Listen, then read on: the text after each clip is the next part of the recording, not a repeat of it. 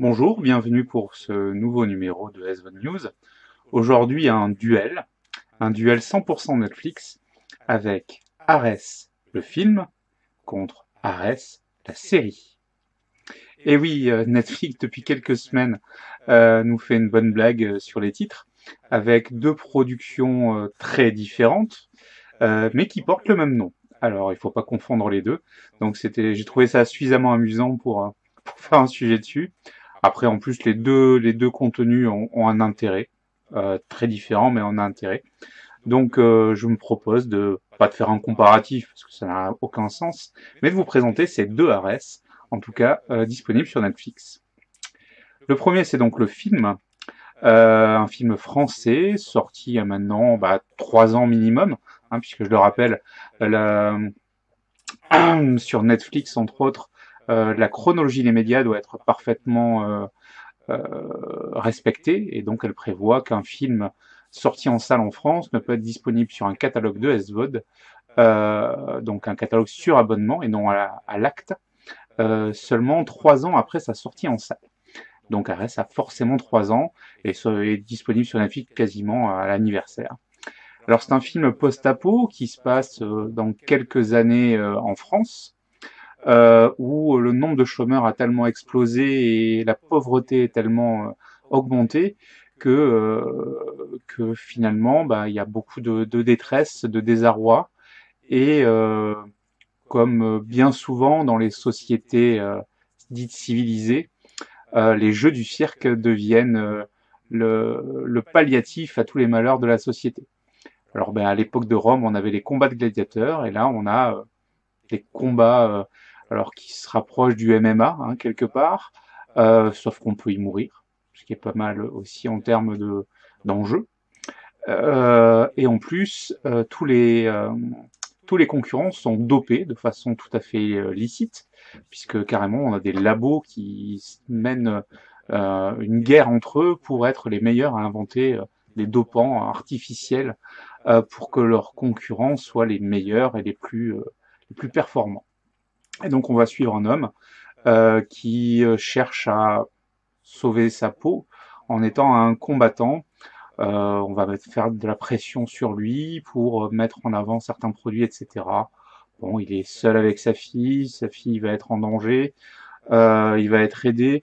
Bon, c'est assez classique comme scénario, hein, mais j'avoue que la société dépeinte est assez réaliste, tristement réaliste, en tout cas dans un avenir possible, et que il est donc tout à fait intéressant de voir ce film français qui est dans un genre pas forcément des plus courants. Hein. La SF française, c'est pas ce qui court les salles de cinéma en France. On peut faire de la comédie franchouillarde. C'est bien dommage parce que les films de SF, on sait les faire.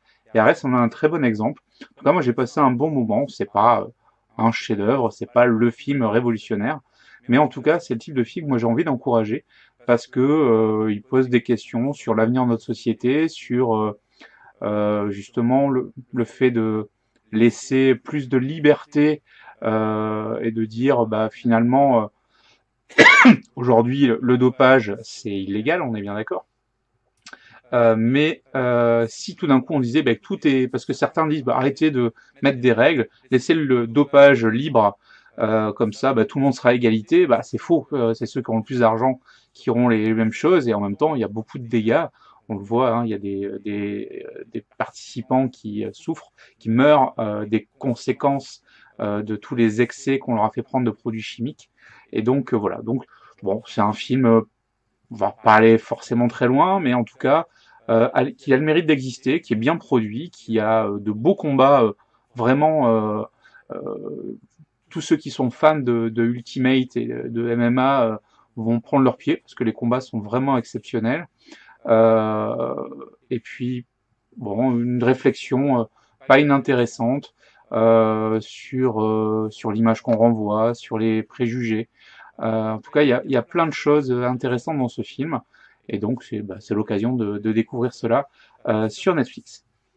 L'autre Arès en question, et c'est donc une série qui elle est néerlandaise, une série horrifique, où on va suivre une jeune étudiante en médecine qui va se voir proposer de façon un peu impromptue de rejoindre une société secrète.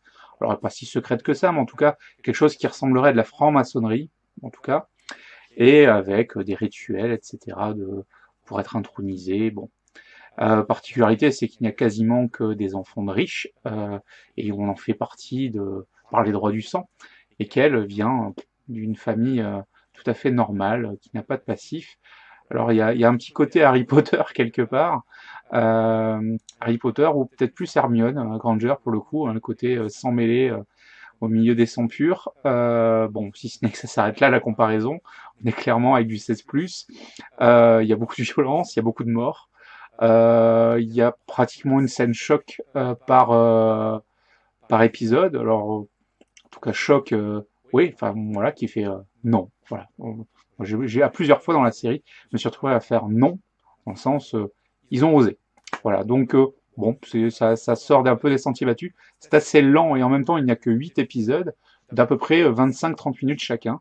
Donc du coup, ça se regarde assez rapidement, hein. Vous voyez, en gros, en 4 heures, on a plié la série, qui a une fin et qui en même temps reste très ouverte sur ce qui va se passer derrière.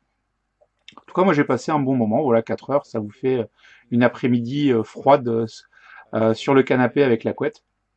Ça se regarde bien, c'est tout à fait divertissant. Il y a bon, quelques petites lenteurs, mais voilà, on a beaucoup de jeunes.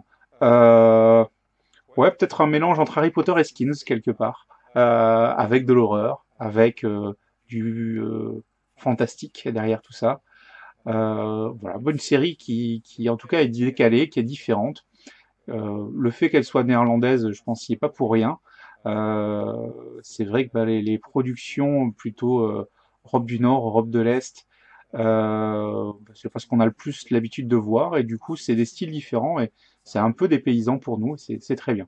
Donc voilà, donc sur Netflix vous avez Double ration d'Arès, Arès le film français qui vous parle de combat et de futur triste en France, et Arès la série horrifique néerlandaise où il est question de sociétés secrètes et de guerre de pouvoir dans de la franc-maçonnerie un peu particulière. Voilà pour ce duel Arès à découvrir sur Netflix, les deux, dès maintenant. À bientôt.